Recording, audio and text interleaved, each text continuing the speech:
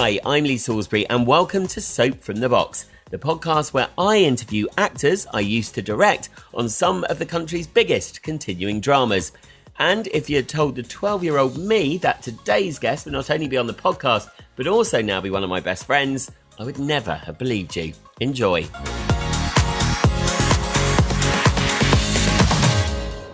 So my next guest is possibly one of my biggest crushes I've ever had in my life. Playing Makepeace in 1985.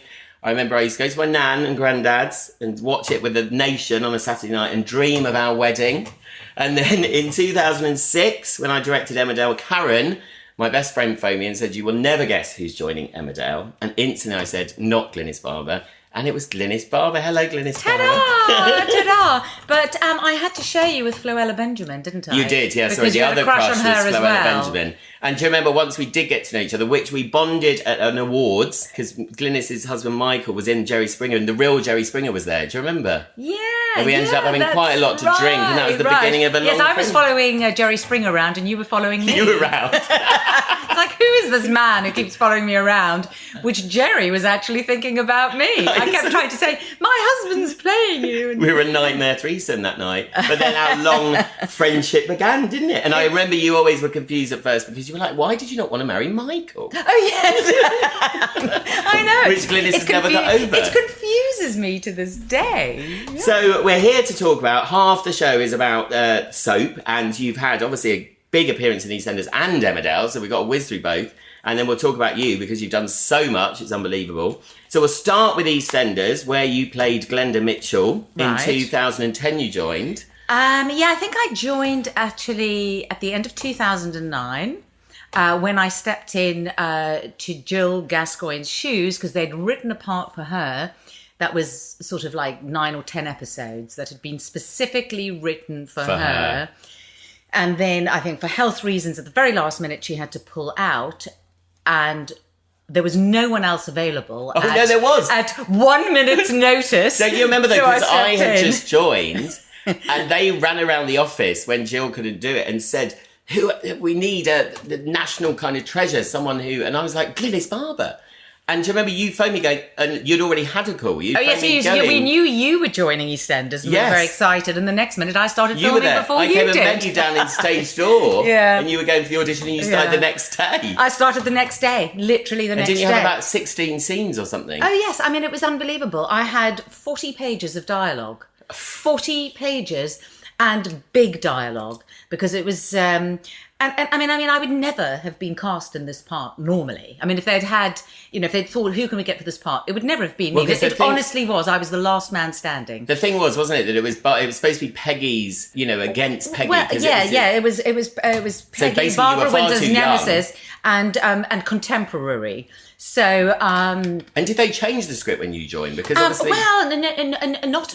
not much. Yeah, no, it was very bizarre because obviously, the glorious Jill, who sadly recently passed away, and she's very London. She's got a very London accent. She's a contemporary of Barbara Windsor.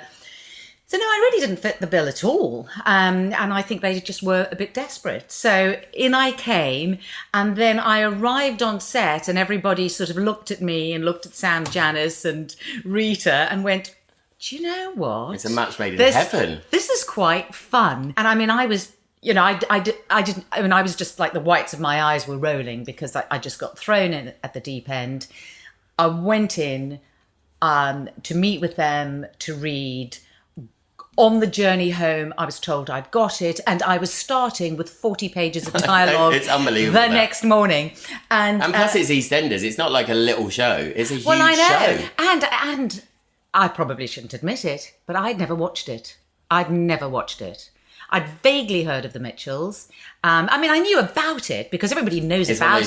EastEnders. And I knew the names of characters. I knew the Mitchells were a big family. Well, I suppose at least that didn't throw you. Because if you had been a fan, that would have been. I think that would have been worse. So I just went home. I mean, it's amazing how a crisis makes you focus. Yeah. So I had to go home and learn all this dialogue. So I just normally as well, obviously in soap, what they do is someone's cast. You'll have like time in costume. You have time in makeup, working out what they're going to wear. I mean, how did that happen? So because you did come in with a style. Yeah, I don't even remember. No, I can't just a black. even. I mean, I just remember I was sent in at the last minute to see the wardrobe lady. And we just stood there looking at each other. She literally had terror. I mean, she's such a pro and she's done it all the time, but even she had awful experience. And it's She not had, like you can pop terror. out in Boreham with there and was get no time. anything. I think she went and slept in a mall that night. And I'm not actually joking. She just said, well, I'm going to the mall. And she just came back. She was there for hours. I don't think she went to bed that night. Oh my God. And she just got a suitcase of clothes. And not only that, but I had all these scenes. I needed all these clothes, and I had to open a suitcase full of clothes as well. So, and I remember I was standing there with the wardrobe lady, and she said, "Well, you know how?" And they had, yes, she had pulled out some clothes, and I knew nothing about the character, and I just went, "I'm so sorry, but no, no, I can't wear that," because she had like old furs, vintage furs, which I suppose was just Jill Gascoigne. You can imagine that as a... and I went, no, in my youth that would have been really trendy and great, but now at my age that could be a really bad idea. So they'd obviously had a whole thing in mind, and it just wasn't me. And that's when she was like, God, I'm going to have to go to the mall all night. And as we were standing looking, and she was very nice about it. She was really, really nice about it. But I think she knew, because she was showing me these clothes and these old vintage clothes. Knowing it wasn't right. And we were looking at each other going, And then as I was standing there, I just heard these voices going, Mummy! Mummy! And then Rita and Sam. And Rita. And I'd worked with Sam before in a show called Babes in the Wood. So I did know her. I didn't know Rita, but they came running down. You couldn't have asked for better, actually, because those two just embrace everyone, don't I they? know. It's not hard to click with Rita and Sam. I know. And that's what I mean. In retrospect, it's the perfect casting, because you did look. But the character, she was described as complex, vulnerable, demure, dynamic, and a demure. I think that one was. But she was a complex character because she was kind of a bad cat. I mean, most of what she did was bad, but you played it in a really an outrageous kind of realistic way, in a way, which made it complicated, but in a brilliant way, because you weren't sure what she was about. Well, those first few weeks where I came in and did those 10 episodes, it had definitely been written for Jill. So, I was called... Oh, I remember you phoning me saying you were called everything. I was called like the oldest thing. Oh, have you got your tenor? Yes. Your tenor machine. I mean, there were all these lines. I was going... Do I look that bad? I mean, that you could say that to me, or I had a pub scene, someone, oh, can't you see, dear? Something wrong with your eyesight? And I was going, really? Anyway, so, I had to get over that. I honestly, in my time in Eastenders, I've never been so insulted in my life. I mean, the things people said to me. So, there was that, but I was, I just hit the ground running and I did it. And that was all the character was meant to be. And then a few months later, they started bringing me in, like, for the odd episode. And I thought, well, what's going on? And I did that a bit. And then I said to my agent, well, they'd put me on hold for weeks at a time and then bring me in for one tiny little scene. And then I thought, oh, they're going to bring me in. And then, for a while, which would be nice. But then they didn't. They just kept sort of putting me on hold and bringing me in for tiny little scenes. And I said to my agent, I don't think this is working for me, because I can't be on hold, but I'm not really doing anything. They're not giving me a contract. I think that's the problem with a lot of people in soap, that they can't. So I was ready to, at that stage, walk away. And then they came in and they gave me, I think, a year's contract, which I then did. And that's all I stayed, was a year. Yeah. But I mean, I did like 85 episodes. And in that year, they gave me, huge big storylines. But it took a while to find me in the writing, because as I said, especially those first few episodes, it wasn't me. And then, because I was so different from what they had thought, I think it took them a while to work out who she was, Glenda. And ironically, it was really towards the end that they really found her. And because the whole process as a director is, when you audition, you're almost wanting the person to come in with a sign of the character. So Jill had obviously done that. Yes, and that's what they've ridden the wave of. And then written suddenly, her persona. But you said big stories. I mean, you had some really hard stories. You were there for the aftermath of Roxy's attempted rape. It was revealed you knew about Ronnie's abuse. You were there when the girls obviously died after dying. Oh, well, then I went back. That was years later. But as in, you had heavy storylines. Do you find when you work on it, because it is really intense, do you take those... I imagine it must be really hard if you constantly have those dark stories. You take them home. Well, it is. When I went back, I was there for a year. So I left, I think, in 2011. Then in...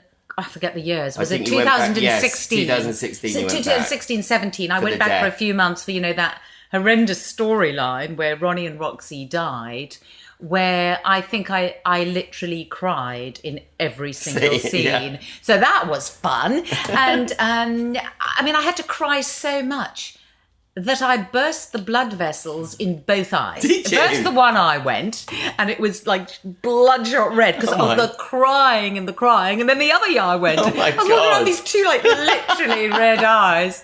But then the fun, you got to sleep with Phil Mitchell.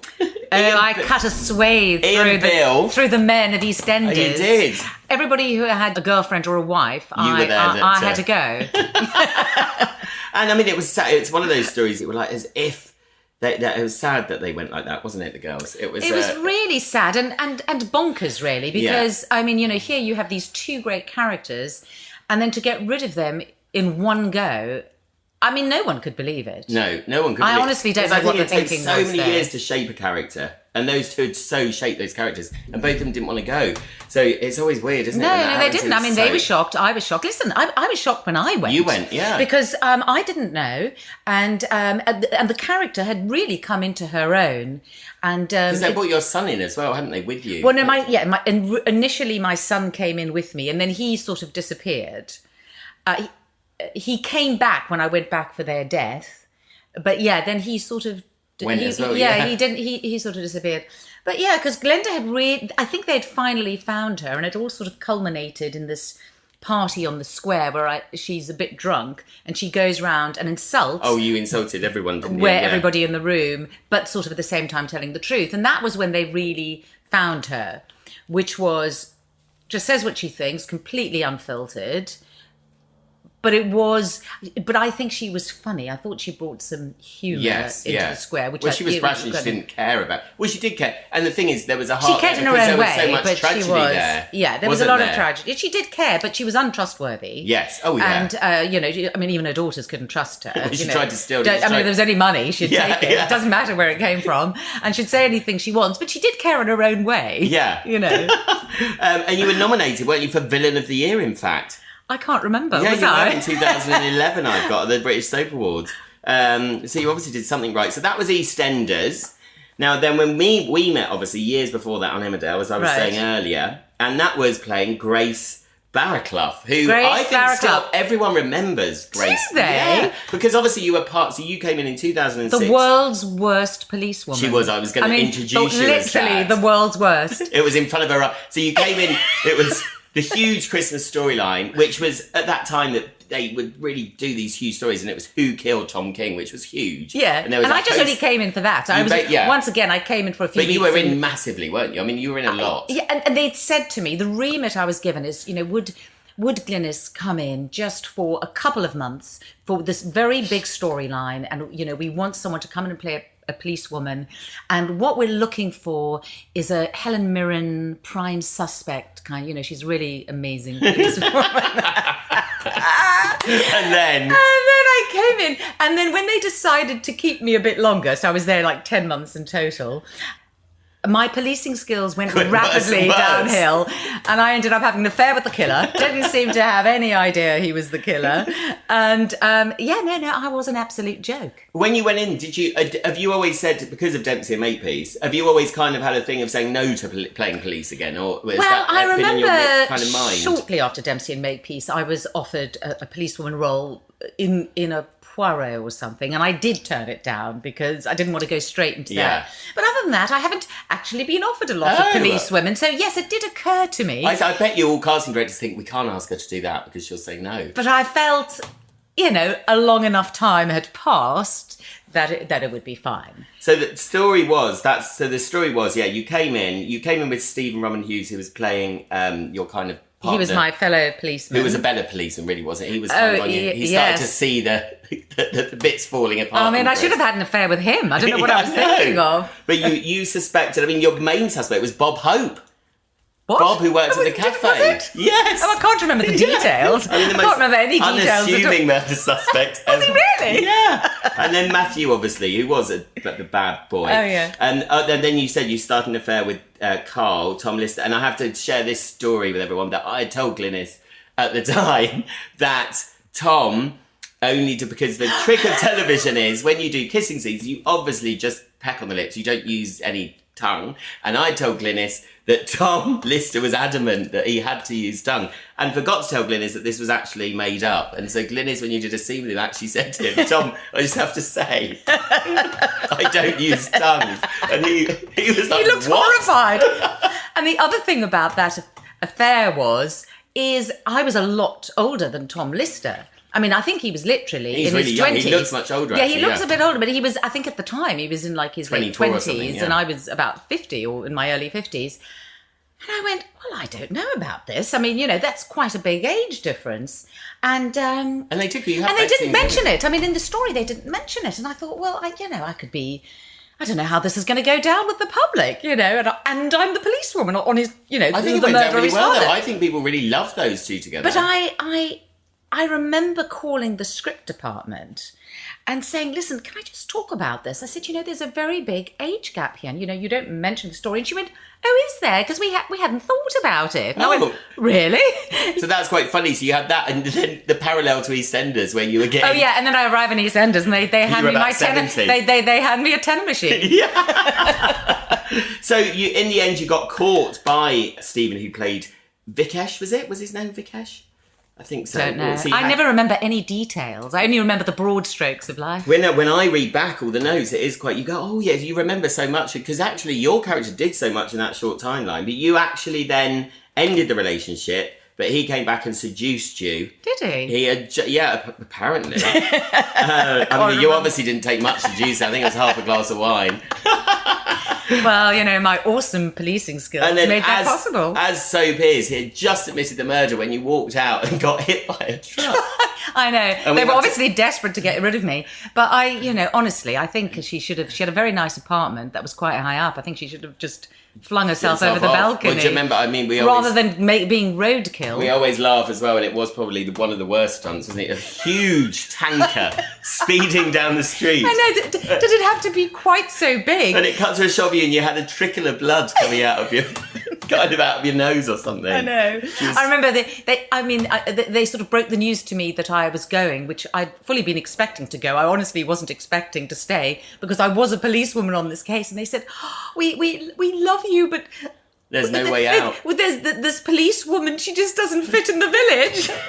There's nowhere we can go with her. And I went, no, it's fine. And that police, we used to film, so Emmerdale used to have one studio, and then the police office used to be in some random building, didn't it? Around the corner. Do you remember? It was always freezing cold in that police office. Yeah. And it used to have random pictures of the crew stuck up as murder suspects.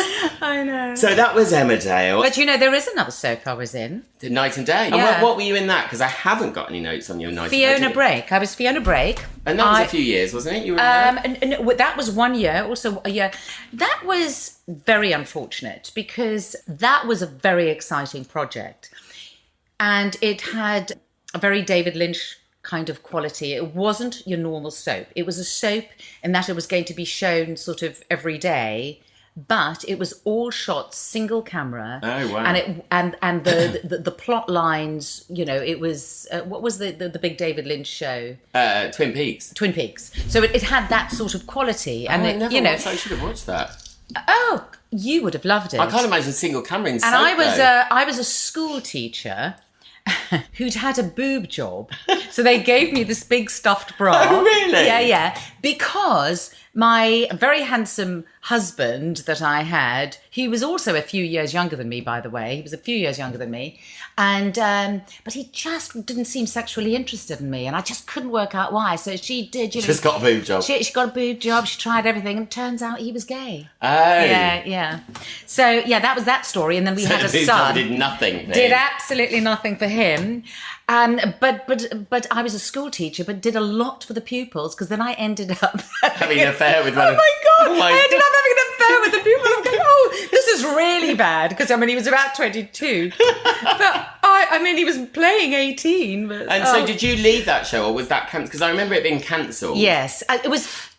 I think there was a lot of politics involved in that, because I think it was commissioned by one team. Oh, and then another. That then left, and another team came in, and it was good. And I remember being told that when the producer from our show went into, I don't know, they were voting on something with the other shows, that all the other producers from the other shows stood up and gave him a standing ovation. Oh, wow. But they were also scared, because this was going to change soap. How soap? This was going to change soap. It was on a different sort of level. And but when it came out, they killed it in the slots. They started off by putting it on like really, really early, before people were home from work, and then they put it on really, really late. And it was just killed in its slots. It was never given a chance. Well, and we always hear about soap, that unfortunately that is the nature of television, that new producers come in, and that's what happened with characters, isn't it? Yeah. A new producer comes in and says, oh, I want to get rid of, because I'll always remember icons like Pam St Clement being killed off as Pat, who didn't want to go. But you'll have a producer who suddenly wants to make a mark, or, you know, and no offence to the producers, because they want to. But unfortunately, that is the nature. So so that was intense, and we all went into it, and we were told to prepare. This was meant to be huge. So that was sad. That's one of the things in my career I feel sad about, because you know you do certain things that you love doing, that you love the cast, you love the script, and you think this should be great, and then for various reasons it doesn't continue. It doesn't. Well, like you said, if it was single camera, there's no way these days soaps could be made on single great, camera. we had We had really interesting scripts. I mean, I have to say, by the time we got to the end of the year, they were getting madder and madder. They got quite bonkers by the end, but they were eccentric. I mean, the whole series was quite eccentric. Oh, well, that's a shame. Yeah. But, three. Well, I know, I've dipped my feet in everything. In everything.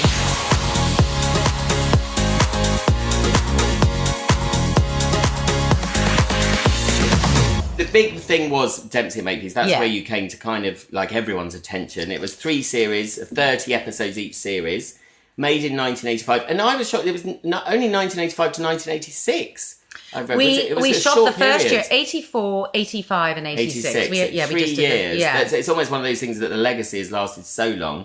And the idea was obviously the pairing of 2 police detectives, elegant British noblewoman, Sergeant Hamlet. Hamlet? No, Harriet Makepeace. And working class New Yorker. You can call me Hamlet if you like. James Dempsey. And I've read that Michael actually checked, because apparently Dempsey was supposed to also be a kind of a posh guy. Yes, he was meant to be this Californian millionaire, James Dempsey Jr. or something, or the third or something like that. And his agent had sort of sent him that script. And he said, "Hey, I really like that script." And he said, "Well, actually, that's not for you. I sent that mistake. You're not right at all." He said, "No. Okay. I want to go for this." And then he was the last person they saw. They'd been to LA. They'd seen a bunch of people. Don't think they loved anyone they saw. And they were packing up to go to the airport. And he was the last one they saw. And he came and he said, "You've got this entirely wrong." as I know Michael, as he worked. And they went, "What? Sorry?" And he went, "You got this all wrong. You can't have Lady Harriet Makepeace, upper class, California, millionaire, rich. There's no conflict. That just doesn't work. What you want is someone like me. You want like this rough piece of dirt from New York, And he said, then you'll have a show." That's amazing. And they bought it. They bought it, and they. Had you been cast first? Or? No, they had met me, and I hadn't been cast, and then I think they went, I think we know who's going to suit you very well. Perfect. Yeah. Now, when you say that, obviously, there's the whole thing, because the whole thing of the show really as well was about their on-off relationship, will they, won't they? And obviously it was replicated in real life, because at first you hated each other, didn't you? Oh, yeah. Yeah. Because you told me you used to actually fly on different planes. Yes, I did at one stage. On our very first, we flew to the States for publicity after the first show, and we were flying by Concorde, and we had a major falling out. Was it an instant thing that you were like, we don't like each other? It grew quite rapidly, but yes, we'd had. Yes, he'd behaved appallingly at the end of the first series, and I was so off him. And I didn't actually want to fly to America at all, and even be on the same continent as him. And in the end, I said, yes, but I can't possibly go on the same plane. That's amazing. So he but he didn't know this. So he got to the airport to get on the Concorde. He's going, where's Glynis? Why is she not here? And he's like calling, hey, Glynis isn't here. And they said, yeah, about that. She'll be getting a later plane. That's brilliant. And so, is it hard generally, because this must happen all the time, is it hard generally if you work with someone that you've not got a good relationship with, but on screen you're kind of with them all the time? It must be a thing of actors. It must be hard when you're with someone. It's intense. When you're filming, be it EastEnders or this, when you're, filming is intense. You're there all day and night. Yeah. You're spending more time doing that than you are living any other part of your life. And almost it's between takes, I always think, because it's the time that you're left as they're relighting. Yeah. And if you're with someone that drives you up the wall. Yeah. I think it must be really, because in normal life you can step away, but acting you can't step away. Yeah. So it was very up and down the first year, because you're trying to get on, and then you have moments when you get on, and then they'll just do something, and you go, oh, that's unbelievable. And then, so it was very up and down, yeah. And so then, obviously, the things changed, and you fell in love in real life. And got... No, not really.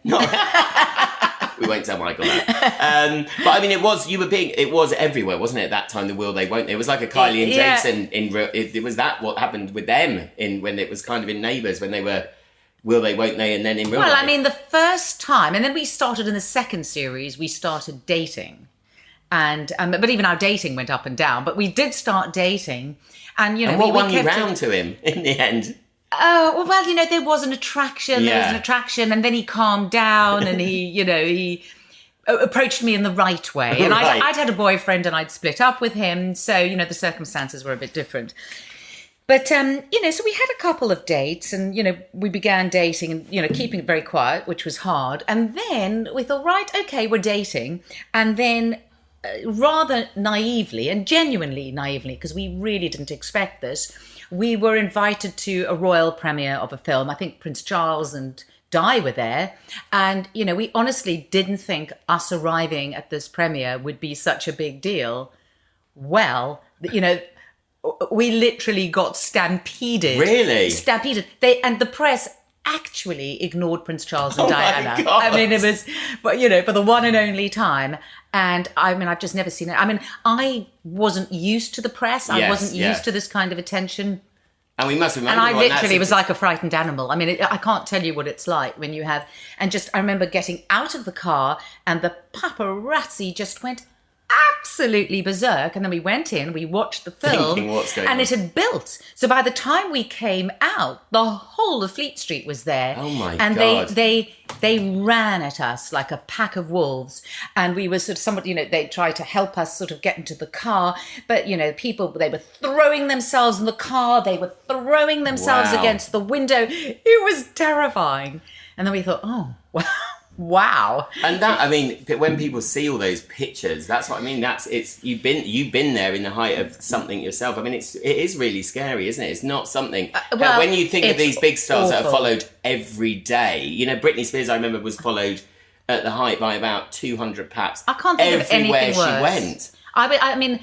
It's we're all different. I have to say, being famous probably doesn't suit me. Yeah. Because but I don't have anything like that attention now, so it's it's not a problem. But at the height of it, I didn't like it. I'm quite a private person, and just being followed all the time and having people outside your house and jumping on you. To me it was horrendous. But I look at fame now, and I look at what, and of course it's so much worse now because of social media and everybody's got a camera on their phone.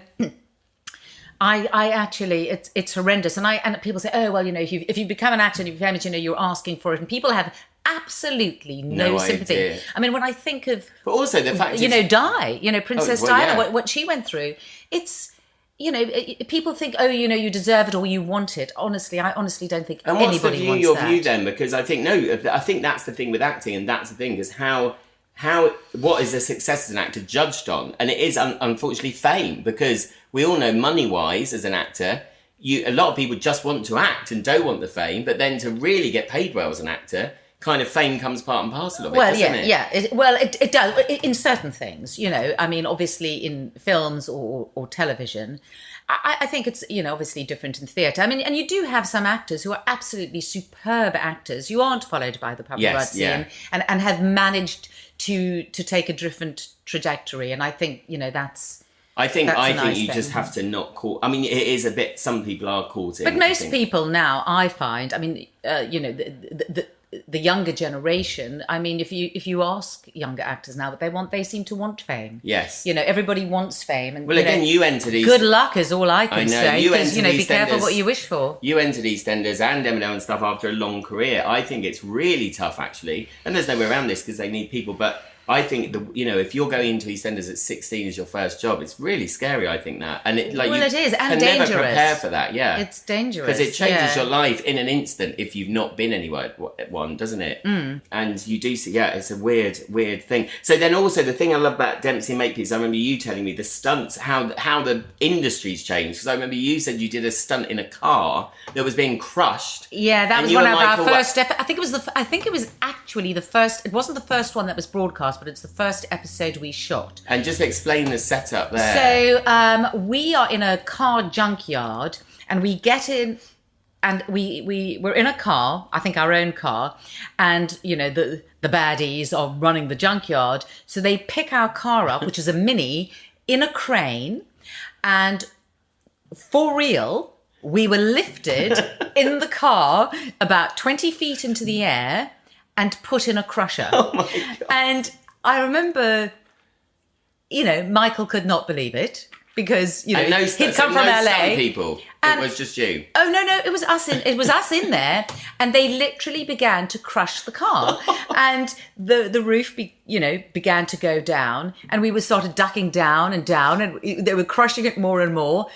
And we sort of looked at each other. I mean, you could never do this now, never. No. But and we said, well, this is the beginning of the series, and we do have a contract, and they do need us. So I guess we will trust that they won't actually crush us to death. It's still unbelievable that though, because now, I mean, you can't even do. We did a lot. Trick down the stairs on you. We had amazing stunt team, absolutely incredible, and they were such a big part of the show. I can't even tell you. I mean, there was, not a scene that there wasn't a stunt in, multiple per episode. But, we did a lot ourselves of running around and jumping around, doing fight. The time you mostly get hurt is if you do a fight with another actor. Right, yeah. You do a fight with a stuntman, you're absolutely safe and fine. But it's when people go out of the choreography, because a fight has to be very clearly choreographed. Well, a slap, isn't it? For and I do remember an actor. Like slaps it's camera angles and you don't really go near, but I mean, obviously sometimes. Like what happened to me once, I had a scene where I had to run after this actor and pin him, I was behind him. And he was facing away from me. I had his arms up on the fence, and it wasn't even a stunt. I just had to hold him there. But the actor totally got into it, and he started railing around, and with great force, he flung his head back, and I was right behind him, and he nearly broke my nose. My God. I saw stars. I mean, so he basically... So he had contact with you? He headbutted me at full force of his skull on my nose. And I remember just reeling back, and blood was coming out of my nose. I was absolutely convinced my nose was broken. By some miracle, it wasn't. I hope they kept that take. It's there. It'll be there somewhere. Oh my god! Yeah. God. So I remember that I was completely covered in bruises for the entire 3 years. And did you, when you were making a show like that, because I remember I couldn't find the viewing figures, but it was like the biggest show on Saturday night. Oh yeah, I mean, I think. Did you think when you were first making it? Did you think, God, this has got the potential to be massive? Do you know when you do a project whether this is going to work? When we were filming it and it hadn't been shown, no, I don't know what I thought, actually. I didn't even think about it, to be honest. But we knew before they started airing the first show that we had a hit, for the simple reason that a few months before, they started airing trailers and ads. And the moment the ads came out, we were getting recognised, we were being stopped in the street. Like the ads, the trailers had this huge reaction. And then the moment, like from episode 1, when it went out, it was just instantly massive with huge ratings. And then when you go back to a series that's massive, when you know something's big, it must be so exciting when you go back to film another series and you're all going, this is amazing. Yeah, I can't really remember if I thought in those terms, but yeah, I mean, it was exciting. It was very exciting. And from that day to this, at the time I did watch the episodes, but I've never ever watched them since. And it's just being repeated, isn't it? It's for the first time in years. I think they did repeat it maybe 20 years ago. I can't quite remember. And it's never been repeated since, which is kind of amazing. But anyway, it was on ITV4 recently, and now it's on Forces TV. And, Michael and I have a son who's in his 20s, and he'd never seen it. And he had never had any interest in seeing it because, somewhere we've got DVDs. Yeah. He had zero interest. But when it came on television, he decided it was time. And it was funny because I actually didn't really want to watch them. I don't know why. Oh, so you all sat down to watch it? But he made us. So we have sat down as a family. We still haven't finished it, but we started. And I think there's been enough time I can watch it. But what's really interesting is all the interesting guest artists we had. You can't believe who's in it. The people you had.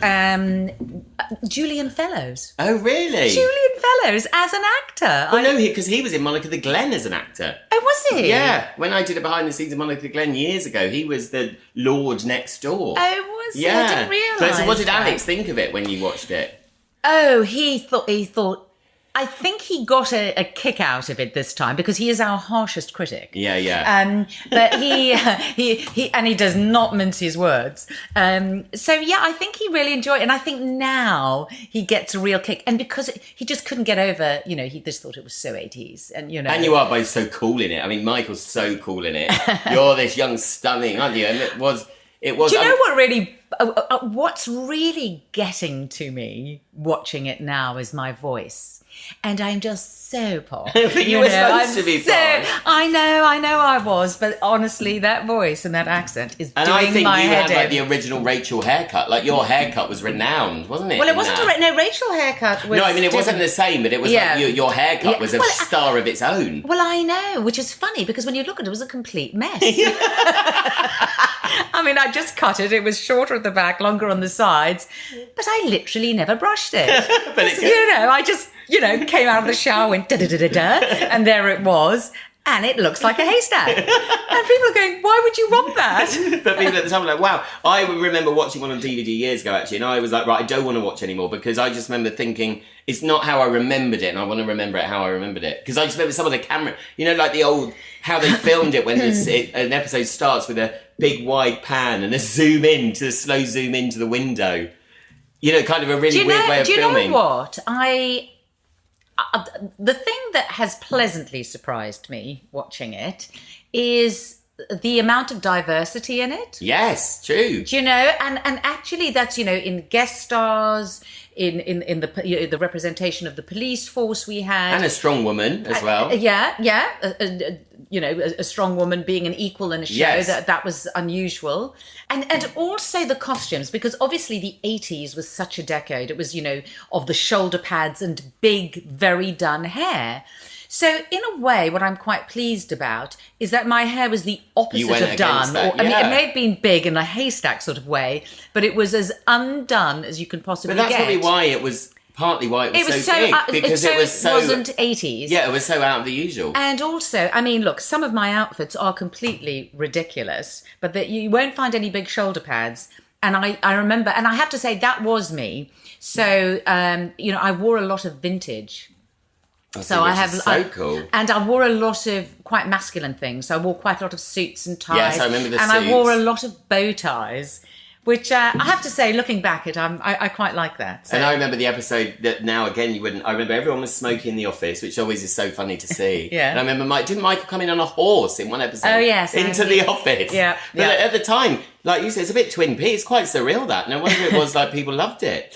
So okay, so let's go back to the beginning. So you were born Glynis Van der Riet, yes, in South Africa. Yeah. Durban. Mm-hmm. Now, so what is it like in South? Do you want to act when you were young? Is it something you grew up wanting to do? I did. I don't really know why, because from as young as I can remember, probably about the age of 5, I wanted to. I think at that stage I wanted to be in the movies, because I'd seen. There wasn't much theatre. We had I grew up without any television. Oh, wow. So all there was the cinema. And every Saturday I used to go to the cinema. So the cinema was everything. Absolutely loved it. And I think I saw Hayley Mills in some films. Right, yeah. And, thought that was great. And I thought, yeah, I could live in a castle. I could do this. I could do that. I could have adventure. I mean, I wasn't thinking of it realistically. It just sort of seemed quite appealing. But by the time, and that never left me, so I always wanted to be an actress. But then sometime in my teens, I decided I wanted to be a stage actress. And this is from someone who had basically never seen a play. Never seen a play, wow. I mean, I think by the time I arrived at drama school, I'd probably seen 2 plays in my entire life. And what drama school did you go? When did you come to England? So I came when I was 18. Right. Which was in the mid-70s. And I went to Mountview. Oh, okay, which is one of the biggest. Well, it wasn't then. It really wasn't. Where's that? Mountview? It was in Crouch End. Right, I think it's in Haringey now. And I came over. I auditioned for a few places. I went to RADA, and they thought I was too young, and they wanted me to come back the next year. And I auditioned at Central, and got very close. Got down to the last few, and then I didn't get picked for that year.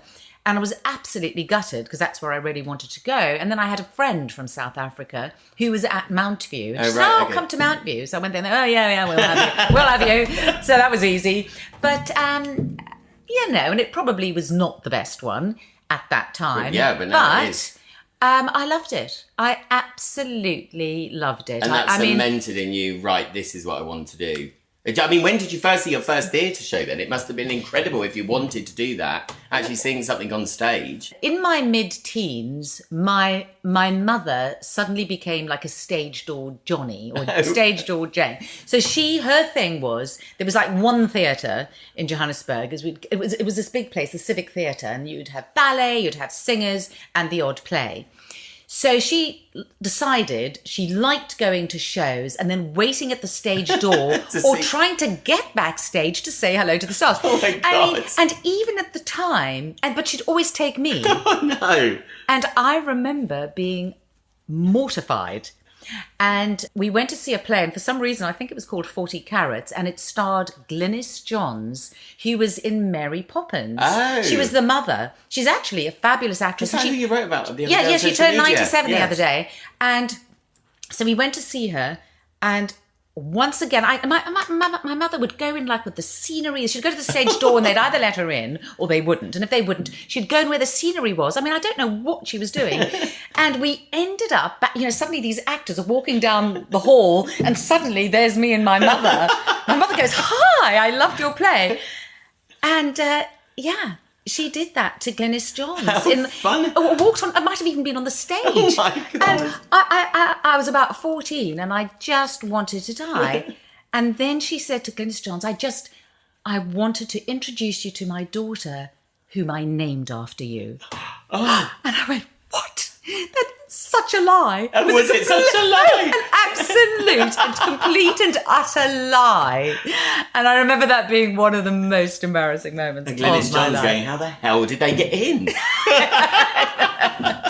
So, you're obviously talking of stage. I mean, you've done so much theatre work. You've done Shakespeare, Macbeth. I didn't realise High Flyers with Hugh Grant. Yes. Where was that? That was at Bromley. Oh, right. It was meant to go into the Is West. that before Hugh was like Four Weddings? It was, yeah. It was just a couple of years before then. And he'd done a few movies, and I loved him. He was so funny, but it was great fun. Yes, I had to snog Hugh. Oh, amazing! I know. I didn't know that. Yeah. Dawn French lived off of that when she snogged him on Comic Relief. Don't you remember? No. Yeah, it's the story that everyone remembers. God, you snogged Hugh Grant. Yes. I love Hugh Grant. I think he's brilliant. Yeah, I did. He was one of the funniest people I've ever met. A very dry sense of humour, and I just thought he was hilarious. I loved him. He's very honest. He's very honest. Like on Graham Norton, did you see when he was on Graham Norton, he actually Graham asked him about leading ladies, and he was just so honest about Renée Zellweger being totally mad and writing letters they're brilliant. Did he mention me? No, he didn't. He didn't mention your kiss.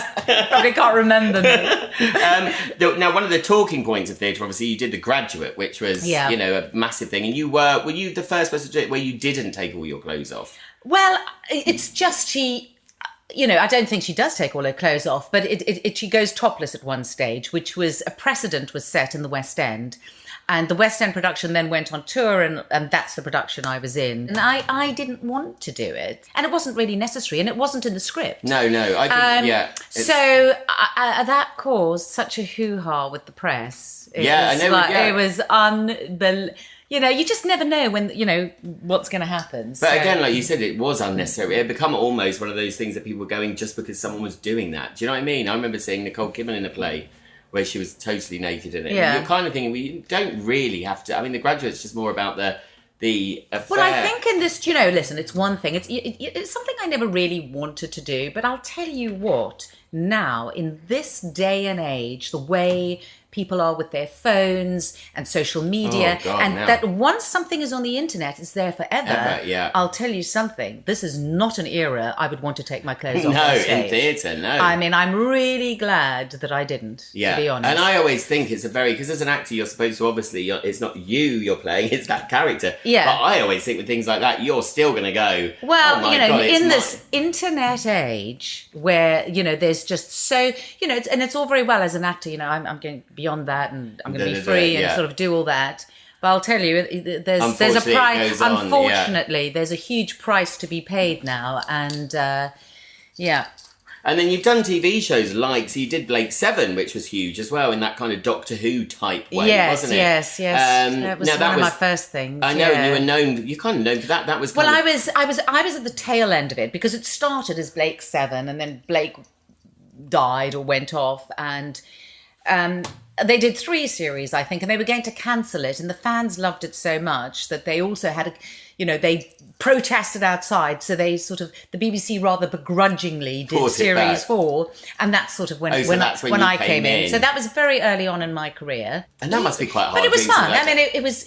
No, that really was not. It was not. No, it was the old days of the BBC. So we would go to the old BBC rehearsal building in Acton. So this. On a motorway, totally nondescript. Really? And in every rehearsal room, one room is, there's Doctor Who rehearsing. In that one is, Blake 7 rehearsing. In the other one, Play for Today. And in the other one... Oh, I love that, though. My early career was spent... I did so much for the BBC, and I did do a Play for Today, as it happens, and the history of Mr. Polly and all kinds of things for the BBC, and all rehearsed in Acton. And you'd rehearse... For Blake 7, we rehearsed... Monday to Thursday. It was like being in a schoolroom. So it's a big room with, wooden floorboards. They'd do markings on the floor. Okay, there's your spaceship, love. So I'm just going to put a little chair there. And then, we'd start giggling. Now, one director said, now, Glynis, if you and Stephen and Gisette don't stop giggling, I'm going to separate you right now. I'm going to put you in different parts of the rocket. So different parts of the rocket. So honestly, it was like school, and we were so naughty. It was like we had to. All right, we'll concentrate and say our lines. So when you filmed that, was it green screen then? No. And then on the Friday, we would go to White City Studios, and then we'd be on a set. And then we would film what we'd been rehearsing all week. I mean, we never rehearse anything. But, so that's what we did. But it was like being in this big school building. And then you get in the lift and there'd be Miriam Margolyes. Oh, what are you doing? Oh, I'm just doing an episode of Doctor Who. Oh, well, I'm just doing an episode of this. Oh, well, I'm doing a play for today. And then you'd all meet in the canteen and have lunch, and there would be the Doctor Who lot having lunch. Was that Television Centre? No. This is the building, the BBC building in Acton. But not where you filmed. Where did you film it? Television Centre. Yeah, Television Centre. Because I missed that. I love the old school TV when I used to work there. And I remember being in the studio that I got told was 40 Towers. I was, oh my God, this is where 40 Towers was. But also they used to reuse all the sets. So I don't know whether anyone knows this. So Miranda was actually the old Ep5 set. And if you look at the layout of the shop, you can tell the steps are in exactly the same place. Well, you and I first met at Television Centre at the Soap Awards. That was that was in the Television Centre. Which always, again, we haven't talked about this on the podcast. The Soap Awards, obviously, that probably everyone listening watches. And it is the craziest night. I mean, I'd worked at the time on a couple of soaps, and it literally is bizarre because you're there with one soap and you've got everyone there. Yeah. I remember the first year I went, I came out of the loo and I asked a guy in a black suit for another glass of champagne. He went, sorry, I'm in Hollyoaks. Well, hey, it was a 50-50 shot, wasn't it? But it was those are mad times that you go there. But I miss Television Centre because I think that old school TV vibe was amazing. Too. I do. It was great that you would have Top of the Pops there and Miranda filming there and that filming there. It was fantastic. And, all the early years of my career were almost exclusively in that building. Really, until I went... I went off and did other things, obviously, but most of it was there. And then until I went off in, 1984 to ITV to do Dempsey and Makepeace. And how have things changed? I mean, that's changed, obviously, in TV. Rehearsals have changed because you don't get rehearsals in acting now. You just go straight on set. Everything's changed. And has theatre changed? I mean, obviously, theatre at the moment, which we've talked about loads in this, is awful. But has theatre changed? I mean, because I know when you go on tour, you still have to find your own digs. Oh, yeah. Which I don't think people would realise. Yeah, well, except now there's... Put up in gorgeous places. Yes, I know the whole, you start if you are touring. And I haven't done a tremendous amount of touring. Because it's hard. Yeah. It's really hard. But you get your digs list. And was that the same in the old years ago? That's never changed. No, that's always been the same. Well, but now, the last time I went on tour, I just did Airbnb. Yeah. It was so much easier. Forget digs. And do you like that? What would you say you prefer, TV or theatre? I know it's hard to compare. Well, theatre's hard, but I do love it because normally... not normally. Usually, you have a better chance of having really quite a good script and proper dialogue. So that's nice. And obviously, it's the actor's medium because you're there. You're editing, directing, and producing as you're doing your performance on the stage at any given moment. But it is hard. It is hard work doing. It's like being an athlete doing 8 shows a week and touring and being away from home. As well as that. I don't know. People realise just, it's absolutely I don't think anyone realises really it's hard work. Because theatre as well changes your whole life, your day-to-day life because you're working when everyone else isn't working. Even when if you're in London or in the West End and you still are barely ever at home, you've got 2 matinee days, so you're out all day. You're out every single night. You leave early because you don't want to get there late. You get home late. And you have one day off. But it must be, because I came to see you in Beautiful, which was the Carole King musical, where you played the mum, which was incredible, and you were incredible. But I always think it must be amazing walking into the West End and seeing the big picture of you outside. You must never get over that. Yeah. It must be like this. Well, it's not like I've done that much. But I did, and in the last 5 years, I've done a few in London. And, it's something there is. There is a thrill, walking over the bridge to your theatre and, coming out of the station over the bridge and then going into the West End and you're working there. Yeah. And nothing's changed with the theatres, has it? They're so they're literally, it is like 1940 backstage. I know. You just can't believe what backstages are like. And when I was in The Best Man and I was sharing a dressing room with Maureen Lipman and... that was incredible. I came to see that. That was brilliant. Honeysuckle Week. Yes. And, that was just a couple of years ago. And, the 3 of us were in one room. It was not a pretty room. There were no windows. And there was this giant pillar in the middle of the room. So there was also no space because it was like navigating around this giant pillar. And I remember taking a photo. I think I put it on Twitter or something. It was like between shows. And there's Maureen Lipman, icon, on the floor with her jumper as a pillow, and Honeysuckle laying on the floor, and in this windowless room, everybody crowding round the pillar trying to find a space to get some rest. I went, the glamour of and the that's glamour when you're of at the the West star End. of it. Is I always feel sorry for the chorus line. We're like in a room of 40 of them. Yeah. Well, listen, it's been amazing. We could go on for hours, me and Glynis, which we normally do. It's been amazing to talk to you. I mean, there's so much else we could talk about. But I do have to finish with the story, right, which we repeat, and everyone needs to know this, when Glynis was doing the Royal in Leeds. And what I love about Glynis is she's so unassuming. And I went to pick her up in my car. We have to tell this story. She knew what my car was at. It was one of the funniest stories ever. So I went to pick up Glynis at her flat. Glynis comes out. I'm waving at her. She's on the phone, and all I saw was her suddenly get into the car next to me, which had a man at the steering wheel. Seeing this man's face, look round, going, "Oh my God, it's Glynis Barber!" And then we just died. That was funny because he wasn't even next to you. He was about he was about 25 feet from your car, and you're on the phone to your accountant or something. To my bank manager, and I got in, and I just looked at this man, and he looked at me, and he went, "Hello." Well, at this point, I'm on the floor in my car laughing. And I went, "Oh, you're not late." So I got out the car and I said to my back manager, I said, I've just got into a car, the wrong car with a strange man. And my back manager lost it.